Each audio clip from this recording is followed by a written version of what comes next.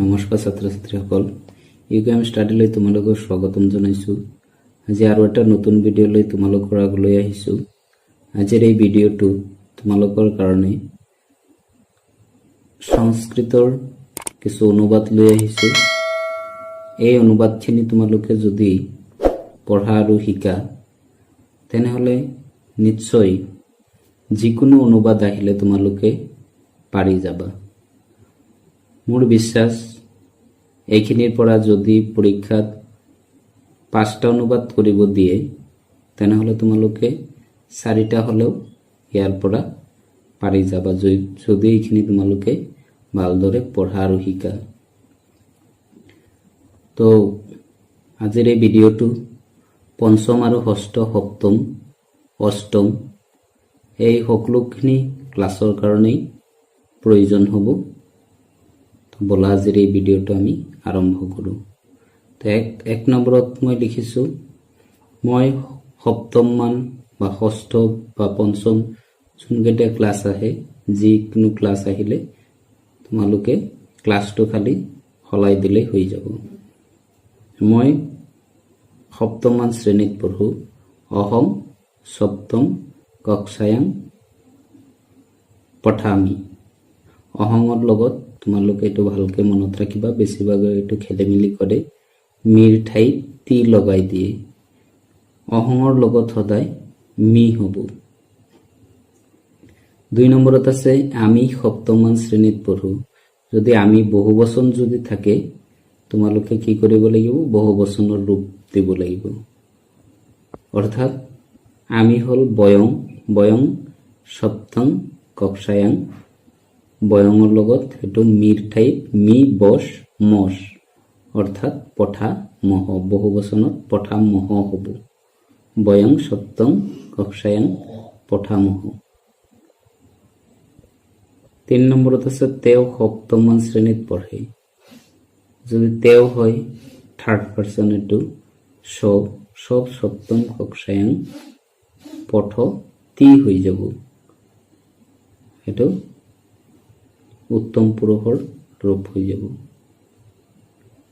উত্তম নহয়, প্ৰথম পুৰুষৰ। প্ৰথম পুৰুষ হ'ল সংস্কৃতৰ থাৰ্ড পাৰ্চন হ'ল প্ৰথম পুৰুষ, মধ্যম পুৰুষ হ'ল ছেকেণ্ড পাৰ্চন আৰু উত্তম পুৰুষ হ'ল ফাৰ্ষ্ট পাৰ্চন। তো স্বৰ লগত হ'ব তি, বয়ঙৰ লগত হ'ব ম আৰু অহঙৰ লগত হ'ব মি। তো সপ্তম কক্ষায়াং পঠতি। 4 নম্বৰত আছে, তুমি কোন শ্ৰেণীত পঢ়া। তং কস্যাং কক্ষায়াং পঠ সি। তুমি লগত সি হ'ব, সি তস্থৰ। আমি ষষ্ঠ শ্ৰেণীৰ ছাত্ৰ বা ছাত্ৰী। বয়ং ষষ্ঠ কক্ষায়াং ছাত্ৰ। মই পঞ্চম শ্ৰেণীৰ ছাত্ৰ। অহং পঞ্চম কক্ষায়াং ছাত্ৰ। তুমি কি কৰিছা। তং কিং কৰসি। তং এইটো মধ্যম পুৰুষ, মধ্যম পুৰুষত সি হ'ব, তং কিং কৰসি। মই এতিয়া পঢ়ি আছোঁ। অহং অধুনা পঠামি। অহঙৰ লগত মি হয়, আগতেও কৈছোঁ। তেওঁ ফুটবল খেলি আছে। ফুটবলক কি কয়, কন্দুকম। স কন্দুকম ক্ৰীড়তি। তাই গান গাইছে। সা গীতং গায়তি। তোমালোকে ইমান টান নাহে, অলপ সহজে আহিব। যিবিলাক তোমালোকে এইখিনি চালে এইখিনিৰ পৰা ডাইৰেক্ট কমন নপৰিলেও তোমালোকে ইয়াৰ পৰা বনাই লিখি দিব পাৰিবা। তাৰপিছতো ল'ৰাবিলাকে পথাৰত খেলিছে। ল'ৰাবিলাকে বহুবচন আছে, গতিকে বালকাহা ক্ৰীড়াংগনে, পথাৰত মানে ক্ৰীড়াংগনে, ক্ৰীড়ন্তি ইয়াত বহুবচনৰ ৰূপ দিব লাগিব। ক্ৰীড়তি নহ'ব, বালকাহা যিহেতু বহুবচন আছে, ক্ৰীড়তিটো ক্ৰীড়ন্তি হৈ যাব। ৰামে চিঠি লিখিছে। ৰামহ পত্ৰং লিখতি। ইয়াত যিহেতু একবচন আছে গতিকে তি হৈছে। সীতাই নৃত্য কৰিছে। সীতা নৃত্যং কৰতি। তুমি ক'ত বাস কৰা। তম পুত্ৰ বসসি। মই গুৱাহাটী নগৰত বাস কৰি অহং গুৱাহাটী নগৰে বাসং কৰোমি। তোমাৰ ঘৰ ক'ত? তব গৃহং কুত্ৰ অস্তি। মোৰ ঘৰ গাঁৱত। মম গৃহ গ্ৰামে অস্মি। মম আছে ইয়াত অস্মি হৈ যাব। তোমাৰ নাম কি? তব নাম কিম। মোৰ নাম ৰমেন। মম নাম ৰমেনঃ। তোমাৰ দেউতাকৰ নাম কি? কিং তব পিতু নাম?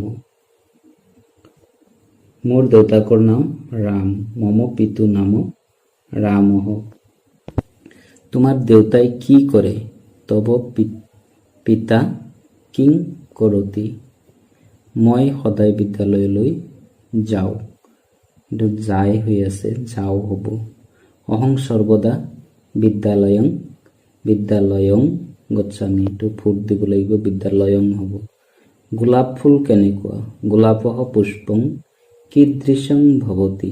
গোলাপ ফুল কেনেকুৱা? গোলাপ ফুল বৰ সুন্দৰ। গোলাপঃ পুষ্পং অতীব সুন্দৰং অস্তি। ছোৱালীজনীয়ে গীত গাইছে। ছোৱালী বালিকা গীতং গায়তি। ল'ৰাবোৰে কলমেৰে লিখিছে। বালকাঃ অঙ্কন্যং। এইটো ভুল হ'ল অলপ। অঙ্কনী মানে হ'ল কাঠ পেঞ্চিল। ইয়াৰ কলমেৰে যিহেতু আছে এটা হ'ব লেখন্যং। বালকাঃ লেখন্যং লিখন্তি। যেহেতু ল'ৰাবোৰে আছে, বালকাঃ লেখন্যং লিখন্তি হ'ব। আমি সকলোৱে ভাৰতীয়। বয়ং সৰ্বে ভাৰতীয়াঃ।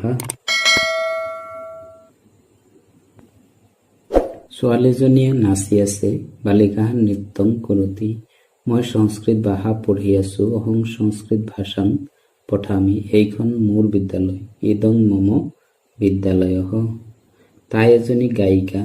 সা একা গায়িকা।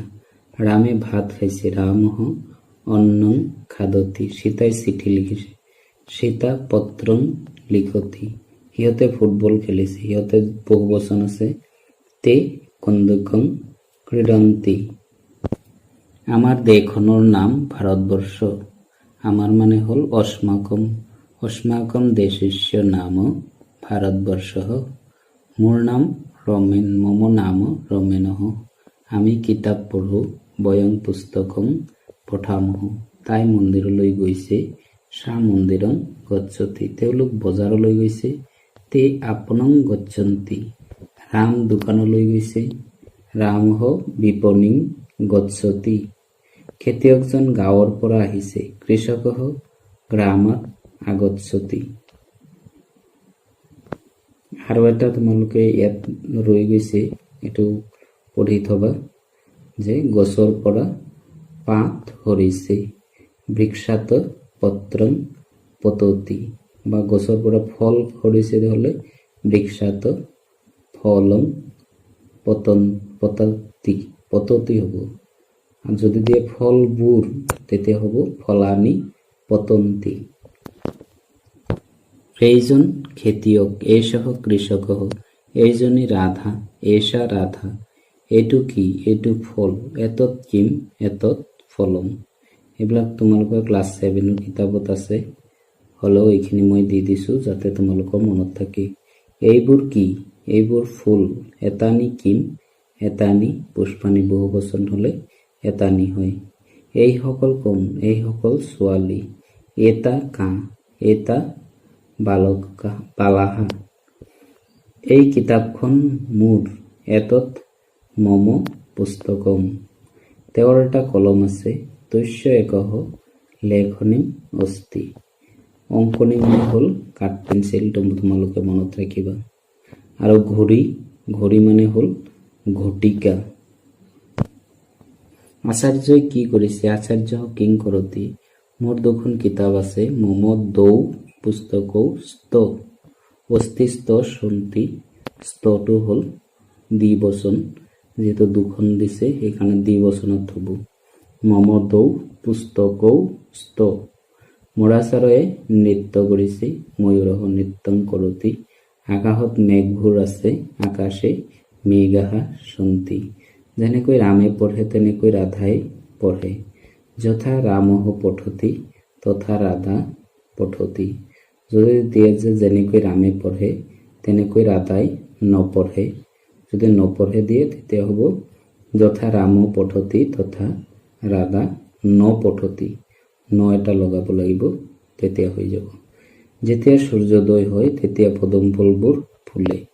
যদা সূৰ্যোদয় ভৱতি তদা কমলানি বিকশন্তি। পদুম ফুলবোৰ যিহেতু আছে বহু বচনত হ'ব। আৰু যদি দিয়ে তেতিয়া পদুম ফুল ফুলে তেতিয়া হ'ব তদা কমলহ বিকশতি, কমলানি নহ'ব।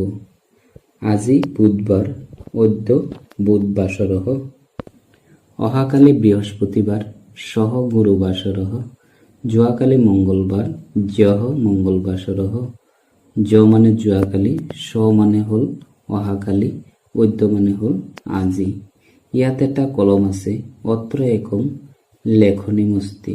তাত এখন কিতাপ আছে, তত্র একম পুস্তকমস্তি। ইয়াত তাত এনেকে দি আহিব পাৰে। এতিয়া 10:30 বাজিছে, অধুনা সাৰ্ধদশবাদনম। 10:30 মানে হ'ল সাৰ্ধদশবাদনম। আৰু যদি তোমালোকৰ এটা দুটা তেনেকে আহে, একবাদনম, দ্বিবাদনম, তৃতীবাদনম, চতুর্বাদনম, পঞ্চবাদনম, ষড়বাদনম, সপ্তবাদনম, অষ্টবাদনম, নববাদনম, দশবাদনম, একাদশবাদনম, দ্বাদশবাদনম। এনেকে যদি সিধা সিধি আহে 9টা 10টা তেনেহ'লে তোমালোকে সেইখিনি লিখিবা।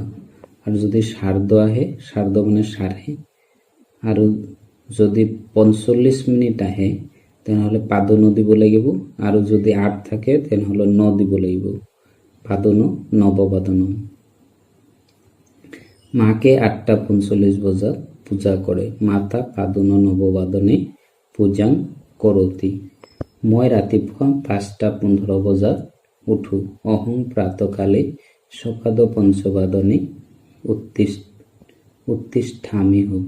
এইটো মোৰ ভুল হৈ গ'ল, লাষ্টৰটো হ'ব অহং প্ৰাতকালে সপাদ পঞ্চবাদনে উত্তিষ্ঠামি।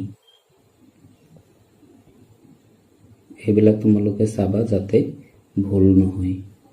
অহঙৰ লগত সদায় মি বহিব, এইটো ভালকে মনত ৰাখিবা। তো এইখিনি আছিলে তোমালোকৰ কাৰণে সংস্কৃত অনুবাদ। একেবাৰে এইটো তোমালোকৰ ক্লাছ 5ৰ পৰা আৰম্ভ কৰি 10ম শ্ৰেণীলৈকে আহে। 10ম শ্ৰেণীলৈকে এইখিনি প্ৰয়োজন হ'ব।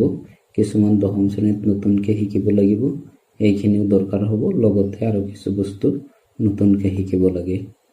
তোমালোকে এইখিনি জানি ৰাখিলে ভৱিষ্যতে তোমালোকৰ বহুত প্ৰয়োজন হ'ব।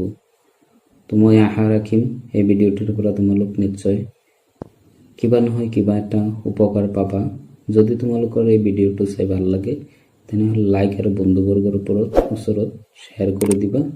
আৰু যিসকল মোৰ চেনেল নতুনকৈ আহিছা, মোৰ চেনেলটো ছাবস্ক্ৰাইব কৰি দিবা, আৰু লগতে কাষতে থকা বেল আইকনটো দবাই দিবা যাতে মই বনোৱা সকলো ভিডিঅ' তোমালোকে লগে লগে পাব পাৰা। ধন্যবাদ।